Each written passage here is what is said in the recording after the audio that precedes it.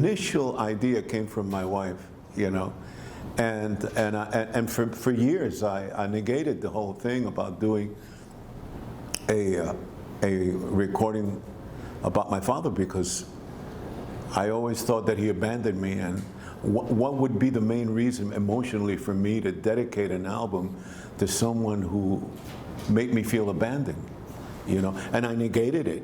And years passed, and she kept on saying, you have to do an album, because look, you have his DNA, so you owe it to your father, because look, you're a musician now because of him, you know, because of your whole legacy with him.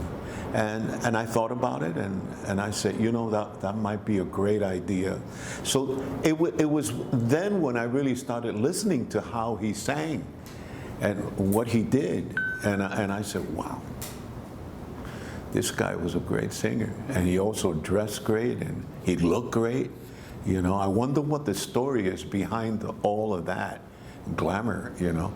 And I heard many, many stories, you know, what happened, what he did, who he hung out with, and his influence. So that was what, Rachel was the one that initiated the whole thing and produced the record. And so, okay, so now that I accepted, we applied for a grant, of course, and we got the grant. And then we started getting the musicians that I wanted on this album. And that's how the whole thing started.